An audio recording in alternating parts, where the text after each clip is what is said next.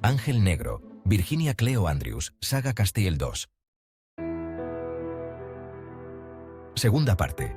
Capítulo 21. El paso del tiempo. Troy se había ido. Yo esperaba continuamente una carta suya. No llegó ninguna. Todos los días atravesaba el laberinto e iba hasta su casa, esperando contra toda esperanza que hubiera vuelto y que fuéramos amigos, aunque solo fuese eso. La casita y sus hermosos jardines comenzaron a presentar un aspecto descuidado, así que mandé a los jardineros de Farthing que fueran allá a arreglarlos. Luego, un día durante el desayuno, mientras Gillian dormía aún arriba, Tony me dijo que había sabido por uno de sus jefes de planta que Troy estaba visitando todas las fábricas europeas. Es una buena señal, dijo animadamente, esforzándose por sonreír. Mientras salga y vea el mundo, significa que no está tendido en la cama en alguna parte, esperando la muerte. En cuanto a Gillian, se convirtió en un fantasma de sí misma. La salida a la luz de toda la verdad de su hija le hizo a ella encerrarse, retraerse. Las fiestas y obras de caridad a las que antes le encantaba asistir fueron olvidadas, pues los constantes reproches a sí misma la mantenían en la cama, de tal modo que ya no le preocupaba su aspecto. Clamaba constantemente porque Leigh volviese y la perdonara por no haberla escuchado, por no haberla comprendido y porque no la quiso lo suficiente. Pero era demasiado tarde para que Leigh volviera. Sin embargo, la vida seguía. Yo volví a comprarme nuevos vestidos. Escribía cartas a Fanny y a Tom, y siempre incluía un cheque para los dos. Esforzarme por conseguir las mejores notas se convirtió en mi principal objetivo en la vida. A menudo, cuando Tony y yo nos veíamos obligados a reunirnos, solo para sentir que no estábamos solos en la vasta casa, yo encontraba sus azules ojos fijos en mí, como si quisiera decir algo que derribase mi muro de hostilidad. Yo me sentía reacia a dejar que ese muro se desplomase. Que sufra, pensaba.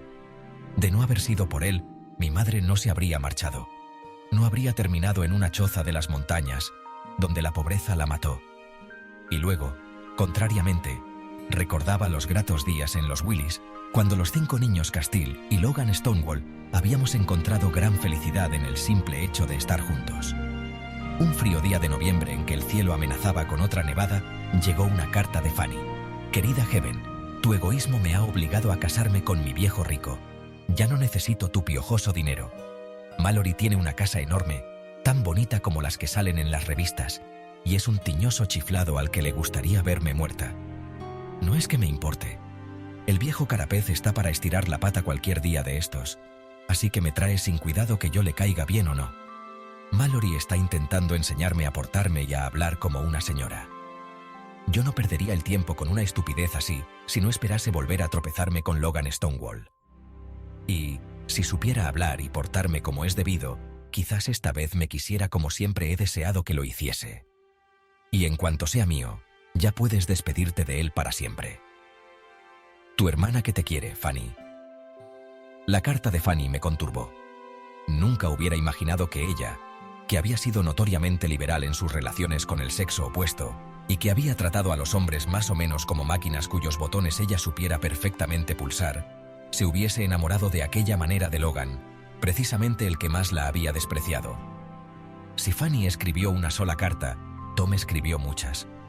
Encontré el rollo de billetes que le diste al abuelo. Vamos, Heaven, ¿dónde estaba tu buen sentido? Lo había metido en su caja de agilar, debajo de toda la madera. Es un pobre viejo, siempre deseando lo que no tiene. Así que cuando está aquí no hace más que suspirar por las montañas, donde desea estar Annie.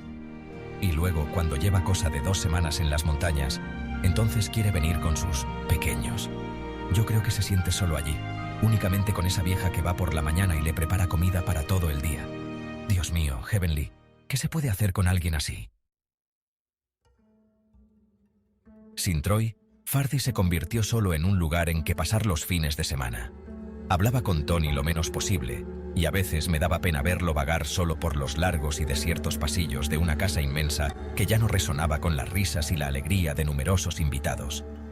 Sin embargo, me dedicaba a mis tareas, recordándome a mí misma todos los días que había venido a Boston con un objetivo que lograr. Y en él me concentraba, pensando que en algún momento ya encontraría de alguna manera la felicidad que merecía. Los años pasaron rápidamente después de aquel trágico día en que Troy decidió que era mejor poner muchos kilómetros entre nosotros. Solo de vez en cuando escribía a casa, pero siempre a Tony. Yo me sentía afligida y desdichada durante mucho tiempo. Sin embargo, cuando el sol brilla, sopla el viento o la lluvia refresca la hierba. Cuando en primavera abren las flores que se plantaron en el otoño, la aflicción y la desdicha se van desvaneciendo poco a poco. Yo tenía mi sueño ahora, mis días en la universidad. El hermoso campus, los chicos que me invitaban a salir con ellos, todo ayudaba.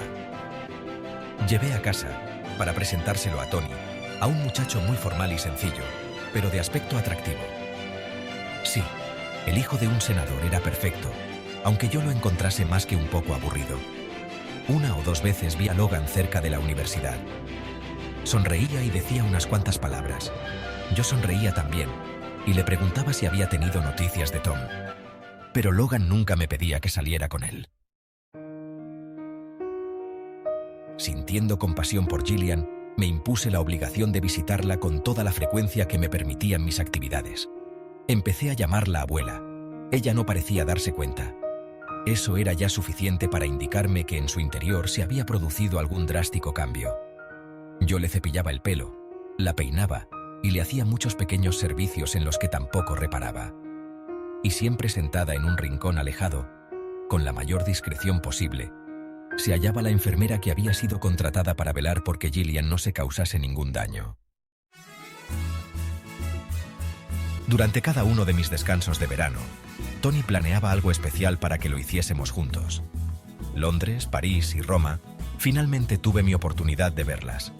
Viajamos a Dinamarca, Islandia y Finlandia para poder enseñarme la pequeña ciudad danesa en que había nacido la madre de Gillian. Ni una sola vez fuimos al rancho de Texas, en que todavía vivía con 2 hermanas mayores. Con frecuencia, yo tenía la sensación de que Tony estaba tratando de compensarme por mi juventud llena de privaciones. Creo que ambos manteníamos una constante esperanza de encontrar a Troy durante nuestras vacaciones europeas.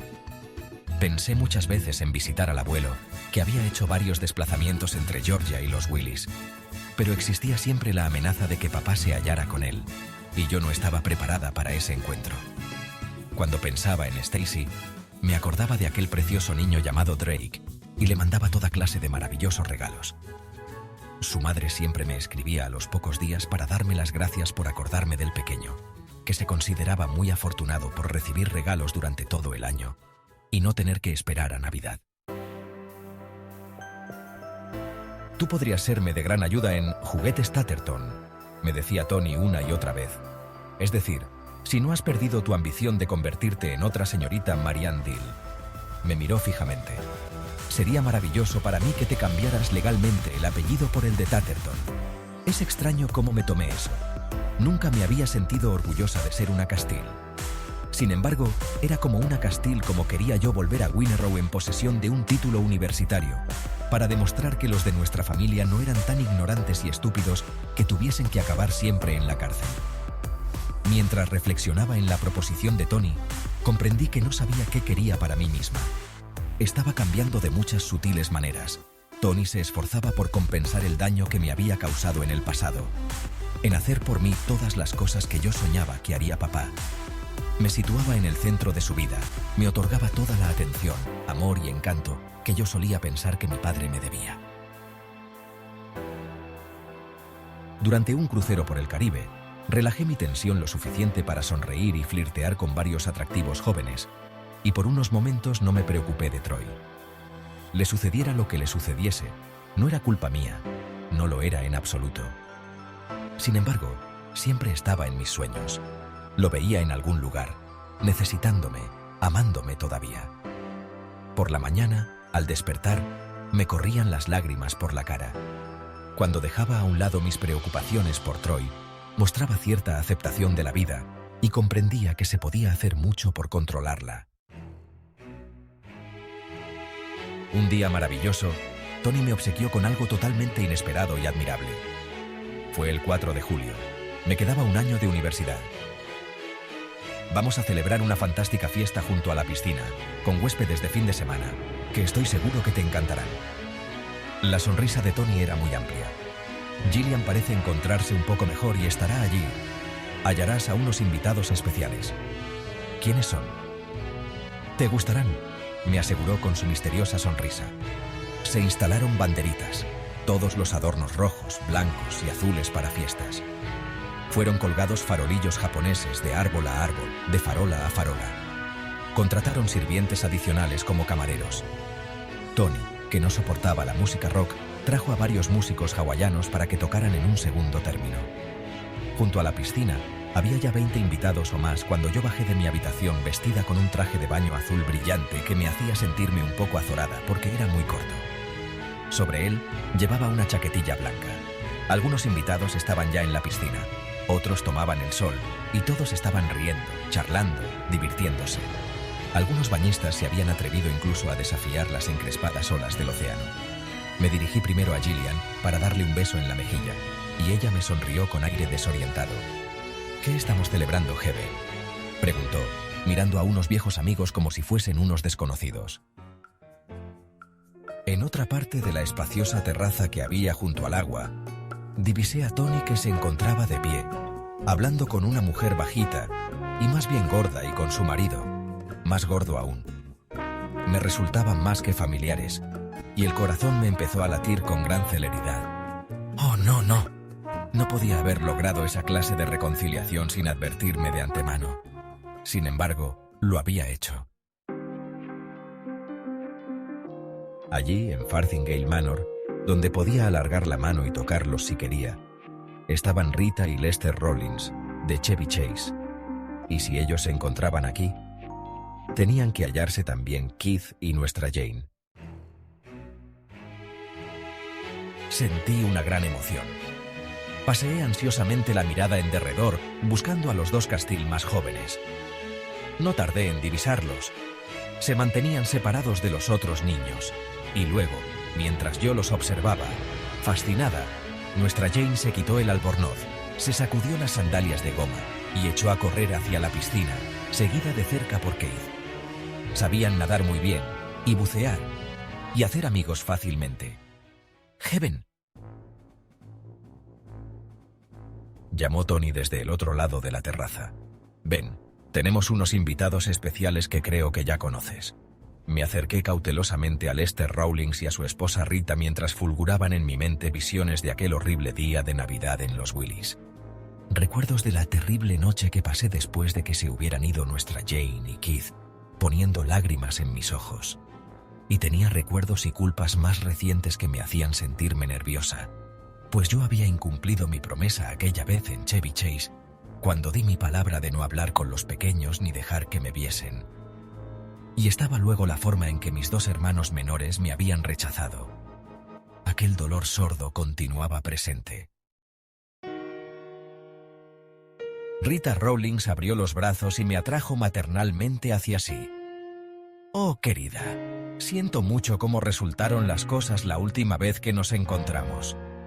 Lester y yo temíamos que al verte de nuevo nuestros pequeños experimentaran un retroceso y volvieran a tener pesadillas y accesos de llanto. Y aun sin haberte visto aquel domingo, experimentaron un cambio, pues ya no parecían tan felices y contentos de estar con nosotros. Si al menos nos hubieras dicho cómo habían cambiado tus circunstancias. Aquel día en que apareciste tan inesperadamente, creíamos que habías venido a llevarte a los niños a las montañas y a aquella cabaña horrible.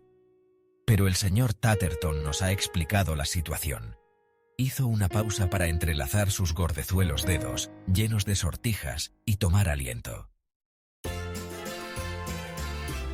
Lester y yo no entendíamos qué les había pasado a nuestros felices hijos después de aquella lluviosa tarde de domingo.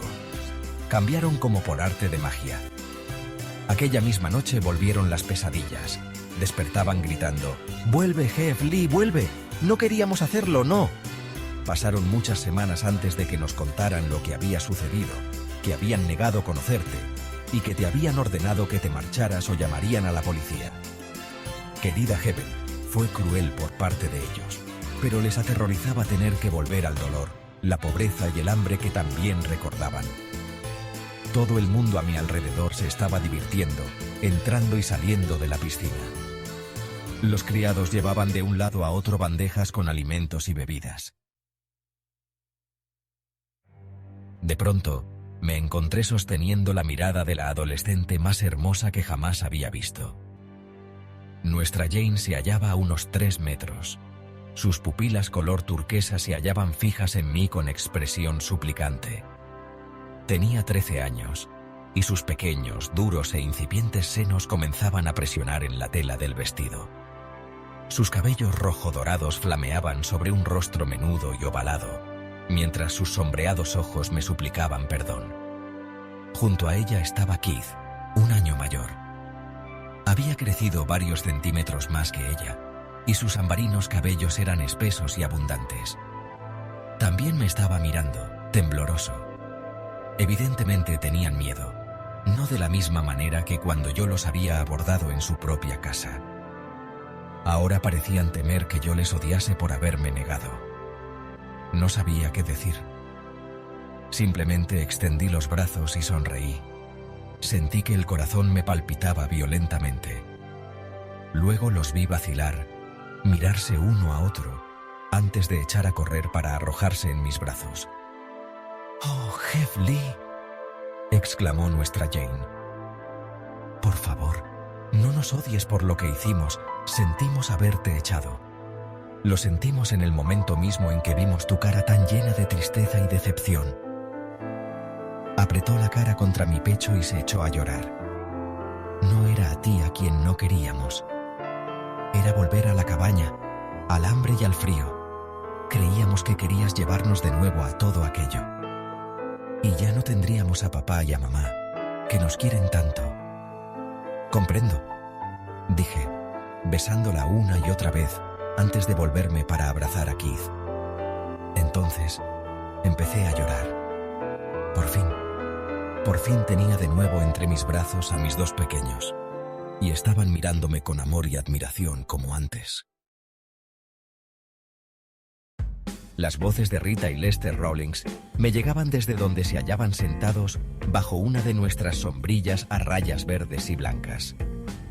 Tomaban refrescos y estaban hablando a Tony de la carta tan maravillosa y compasiva que les había llegado hacía unas 2 semanas.